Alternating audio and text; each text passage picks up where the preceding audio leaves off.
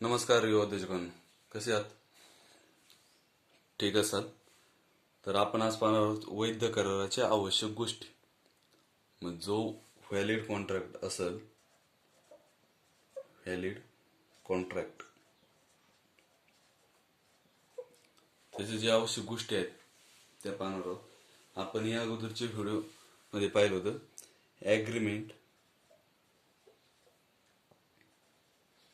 Agreement आणि contract यांतील फरक. दोन्हींचा अर्थ तर करार होतो, पण काही कायदेशीररित्या असतात तर काही कायदेशीररित्या नसतात. यातील सर्व करार हे करार नसतात आणि यातील सर्व करार हे करार असतात. ठीक आहे, तर आपण आता पाहू वैध कराराच्या आवश्यक गोष्टी.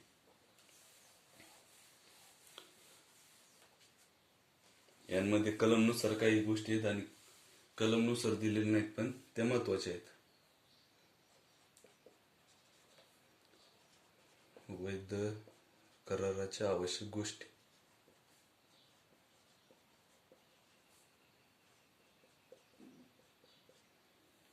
ठीक आहे, तर यामध्ये काही भारतीय कायद्याच्या कलम 10 नुसार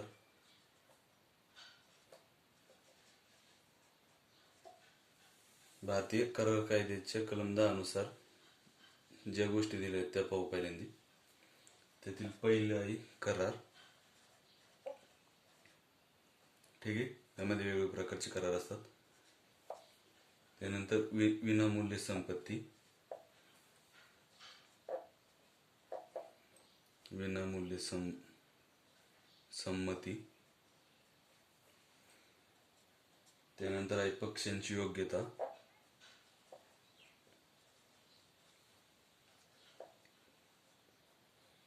पक्षांची योग्यता.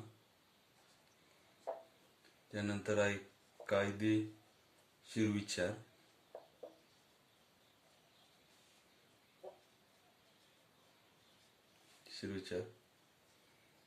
त्यानंतर आहे कायदेशीर वस्तू,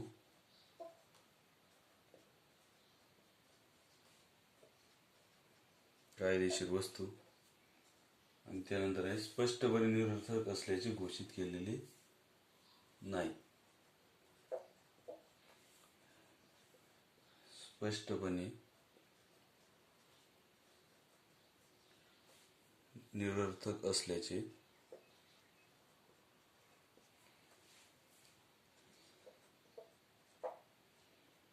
घोषित केलेले नाही.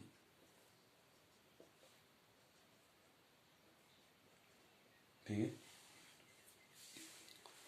म्हणजे हा फरक, हा मुद्दा कलम 24 ते 30 आणि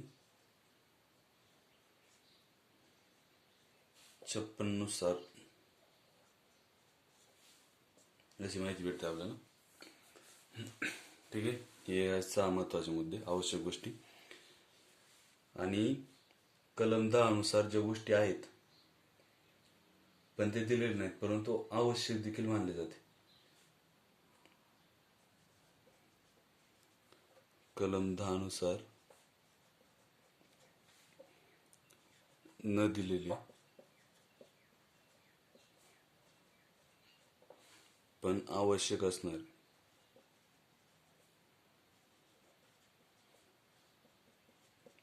ठीक आहे, त्यामध्ये पहिला आहे 2 पक्ष.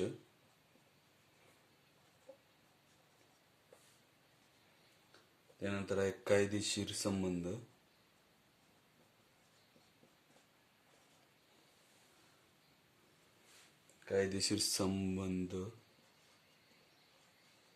निर्माण करण्याचा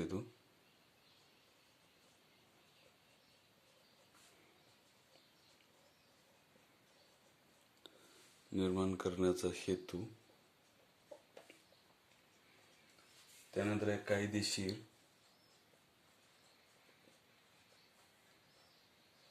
औपचारिकता पूर्ण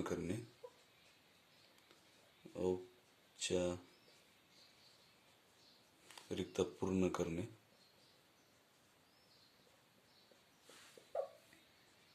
त्यानंतर आहे अर्थाची निश्चितता.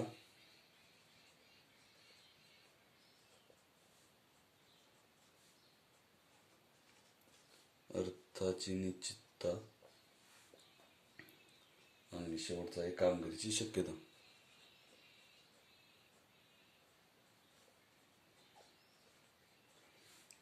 कामगिरीची शक्यता. ठीक आहे. हे 6 पॉईंट एक कलम 10 नुसार दिलेले आहेत, पण एक कलम 10 नुसार महत्वाचे आहेत पण दिलेले नाहीत. ठीक आहे. वैध करार म्हणजे आपण याला व्हॅलिड कॉन्ट्रॅक्ट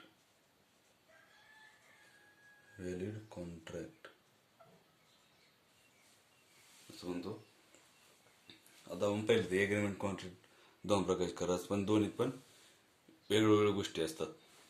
त्यानंतर विनामूल्य संपत्ती आलं, पक्षांची योग्यता आली, योग्य प्रकारचे पक्ष असतात ते करार करू शकतात. त्यानंतर करारामध्ये कायदेशीर विचार केला जातो, कायदेशीर काही वस्तूंचा पण विचार केला जातो. परत इकडे हे 2 पक्ष, कारण आपण स्वतःशी काही करार करू शकत नाही. आपण आपल्या स्वतःची एखाद्या गोष्टीचा करार करायचा तर आपण करू शकतो का? नाही. त्यामुळे 2 पक्ष महत्वाचे असतात. त्यानंतर कायदेशीर संबंध निर्माण करणे इच्छितो.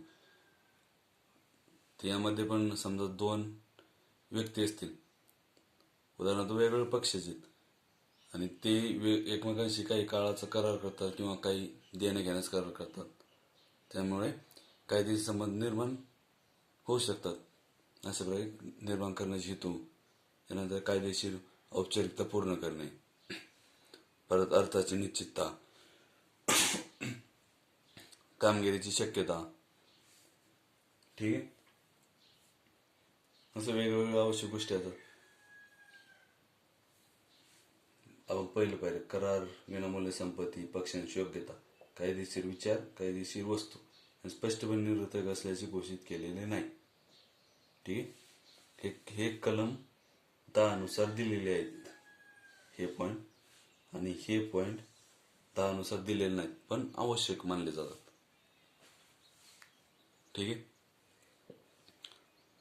तर आपण परत